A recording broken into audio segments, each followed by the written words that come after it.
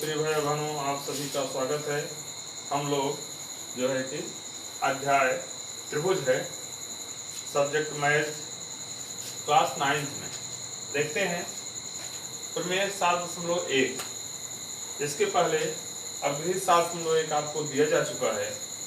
तो हम लोग देखते हैं कि एंगल साइड एंगल सर्वांगसमता नियम, यानी ये प्रमेय 7.1 क्या है, इसको शार्ट में एंगल साइड एंगल सर्वांगसमता नियम से जानते हैं। क्या विषय इसमें है देखें। दो त्रिभुज सर्वांगसम होते हैं यदि एक त्रिभुज के दो कोण और उनकी अंतर्गत भुजा दूसरे त्रिभुज के दो कोणों और उनकी अंतर्गत भुजा के बराबर हो। तो इसको जरा चित्र में समझें। जैसे कोई दो त्रिभुज हो गया, ऐसे एक का नाम ए बी सी हो गया और दूसरा का नाम ऐसे है B E F. A B C और डी ई एफ दो त्रिभुज हो गए। इसमें कह रहा है कि दो त्रिभुज सर्वांगसम होते हैं यदि एक त्रिभुज के दो कोण, मान लीजिए बी वाला कोण ई के बराबर हो गया और सी वाला कोण एफ के बराबर हो गया, और उनकी अंतर्गत भुजा माने उनके बीच की भुजा, जिस भुजा पर दोनों कोण बने हैं, माने ये वाली भुजा। कह रहा है अगर ऐसी जानकारी आपको दी जाती है दो त्रिभुजों के बारे में, तो दोनों त्रिभुज सर्वांगसम होते हैं, ये हमको सिद्ध करना है। तो हम लोग, ये तो आपका साधारण प्रतिज्ञा हो गई। देख लें फिर से। कह रहा है कि दो त्रिभुज सर्वांगसम होते हैं यदि एक त्रिभुज के दो कोण और उनकी अंतर्गत भुजा दूसरे त्रिभुज के दो कोणों और उनकी अंतर्गत भुजा के बराबर हो, तो दोनों त्रिभुज सर्वांगसम होते हैं। फिगर में आपने देखा, फिगर देख करके आप साधारण प्रतिज्ञा खुद बोलने का अभ्यास करें। अब यहाँ लिखते हैं ज्ञात है। हम क्या लिखते हैं देखें। त्रिभुज ए बी सी और त्रिभुज डी ई एफ में जो बातें बताई है उसको लिखें। कोण बी बराबर कोण ई हो गया, कामा कोण सी बराबर कोण एफ हो गया, तथा बी सी बराबर ई एफ। ये आपका ज्ञात है, इतना बताया गया है। सिद्ध क्या करना हो भी नोट करें। सिद्ध करना है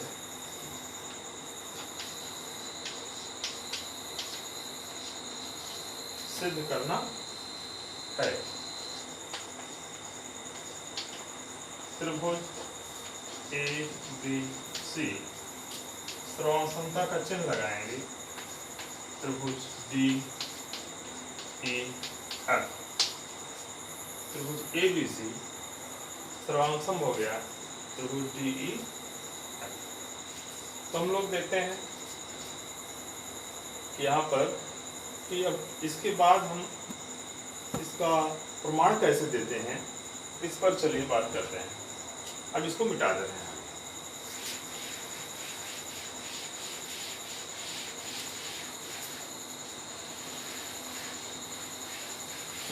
देखें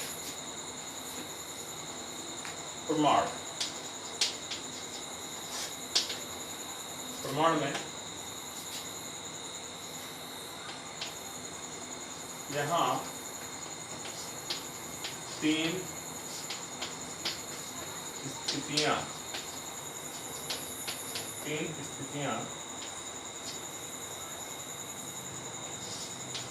संभव हैं।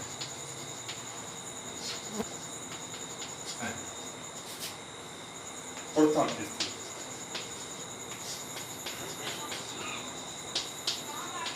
स्थिति में देखें,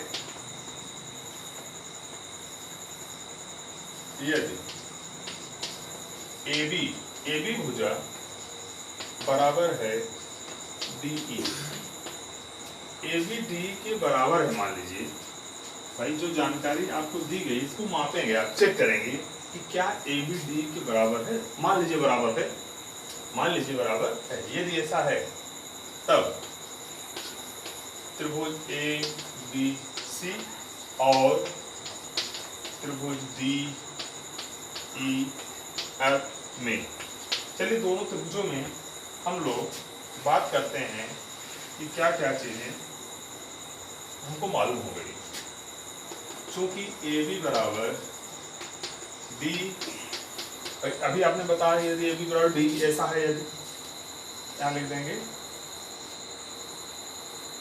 ये कल्पना किया गया, माना गया है, माना गया है, ऐसा माना गया है कि ए बी बराबर डी यदि ऐसा है।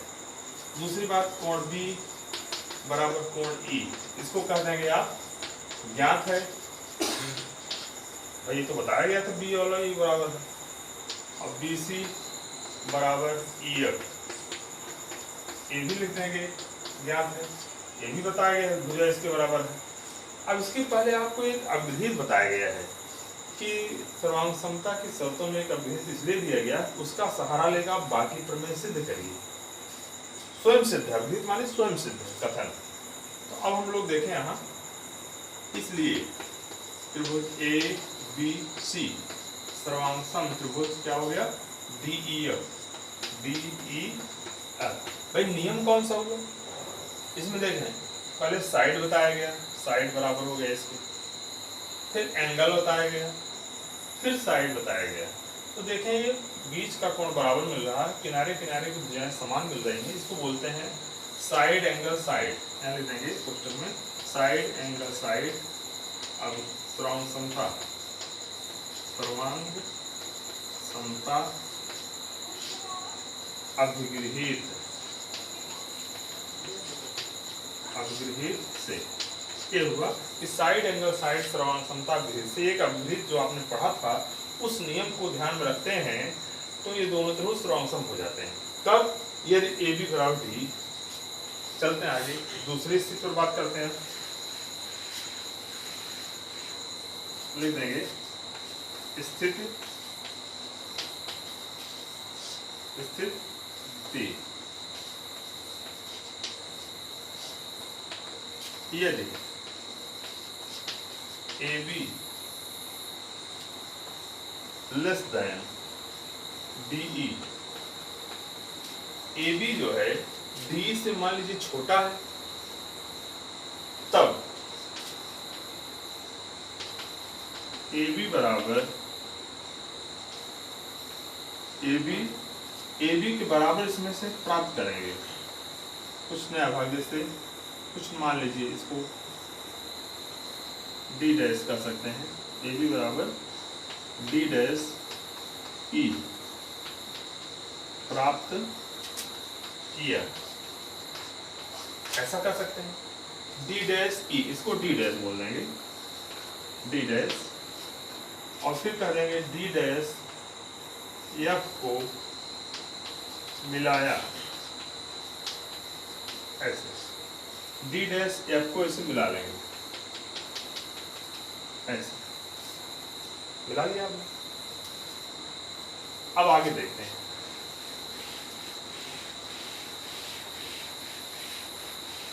देखें ये आपका जो है द्वितीय स्थिति में। अब इसको भी हम आप देखेंगे कि कैसे यहाँ भी दोनों त्रिभुजों को सर्वांग सम लाया जाता है। अब देखें त्रिभुज, नया त्रिभुज बन गया आपका ए बी सी, इधर लिखें त्रिभुज ए बी सी, और त्रिभुज D dash E F, D dash E F में। चलें ए बी बराबर क्या हो गया, डी डैश एफ, एक ऐसे ए बी बराबर D dash E, A B बराबर डी डैश ई, ये आप लिख देंगे कि बनाया गया है, इसको प्राप्त किया गया, क्वेश्चन लिख देंगे प्राप्त किया गया है, इसको प्राप्त किया गया है, इसमें देखो लिखा आपने प्राप्त किया था इसको। अच्छा दूसरी बात लिख देंगे कोण बी बराबर हो गया कोण ई के, लिख देंगे ज्ञात है, ठीक। इसको रचना भी मान सकते हैं, प्राप्त किया गया है ऐसा है। और उसके बाद फिर क्या कर देंगे, BC बराबर EF, ऐसे ये भी ज्ञात है, ऐसा हमने किया। अब देख लीजिए साइड एंगल साइड, इसलिए त्रिभुज ABC सर्वांगसम त्रिभुज D'EF, D'EF ये छोटा त्रिभुज इसके सर्वांगसम हुआ। कौन से नियम से? अब देख लें, साइड था, फिर एंगल था, फिर साइड है, साइड एंगल साइड सर्वांग समता अभिगृहित से सर्वांगसम हो गए दोनों। अच्छा, अब दोनों त्रिभुज अगर सर्वांगसम हो गए हैं तो कुछ नई चीज हमको मिल गई है। क्या नया मिला है जरा देखें। दोनों त्रिभुज अगर सर्वांगसम हुए इसलिए इनके संगत भाग समान है। भाई दो या कोई दो आकृतियां अगर सर्वांगसम होती हैं तो उनके संगत भाग समान होते हैं, इसलिए कोण ACB माने ये वाला कोण ACB बराबर हो जाएगा कोण D'FE, D'FE माने ये वाला कोण, ये वाला कोण, यह कोण इसके बराबर होगा सर्वांगसम होने के नाते। परंतु कोण ACB यही C वाला कोण बराबर है कोण DFE के। ये कैसे ज्ञात है, ये आपको शुरू में दिया गया। अभी आपने सिद्ध किया दोनों त्रिभुजों सर्वांगसम, तो C वाला कोण इधर D'F, ये D' है, D'FE के बराबर हो रहा है, और वही ACB कोण D'FE के बराबर पहले से था, ज्ञात था। अब दोनों संबंधों को आप देखिए, यही ACB कोण D'FE के बराबर है, यही ACB कोण D'FE के बराबर है। कहने मतलब ये दोनों छोटे बड़े कोण जो दिख रहे हैं ये वास्तव में एक समान है। कैसे हैं? एक समान है। इसलिए लिख देंगे यहाँ, इसलिए कोण D'FE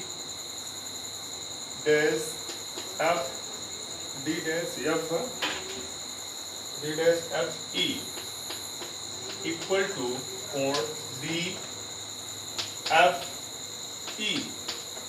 दोनों बराबर हुए।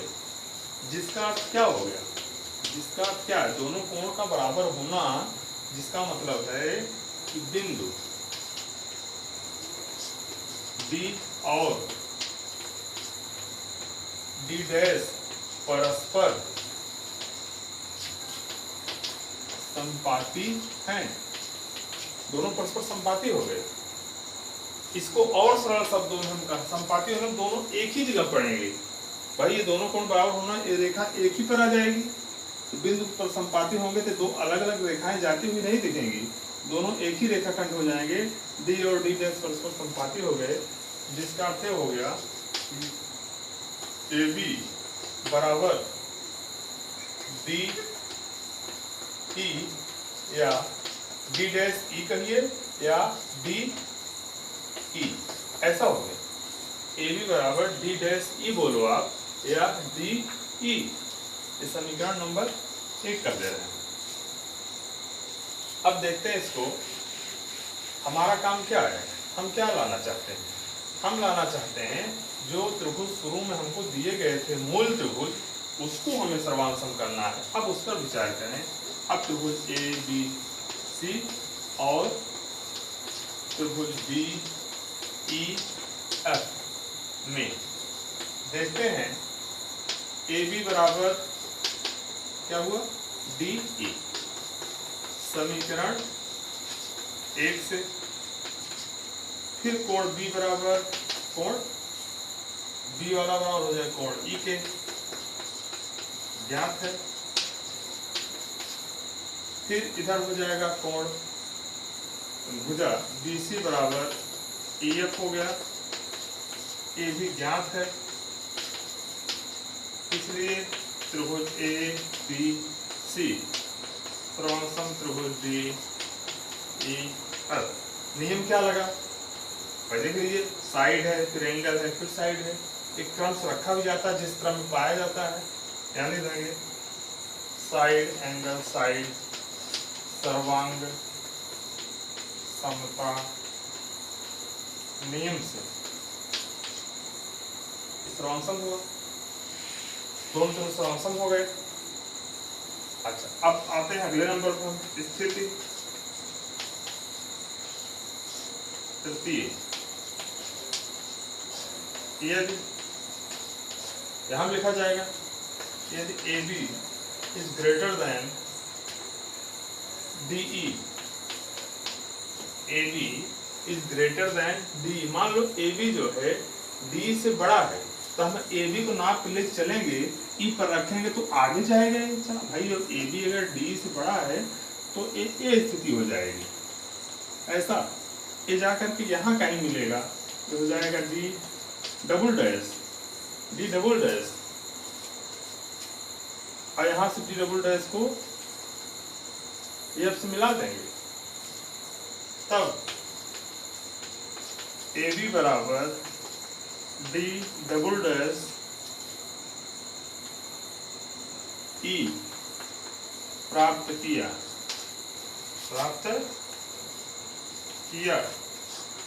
तथा D डबल डैश F को मिलाया, D डबल डैश F को मिला लेंगे। अब उसके बाद हम आगे देखते हैं, अब देखते हैं कि हमारा नया त्रिभुज, अब त्रिभुज ABC सर्वांगसम त्रिभुज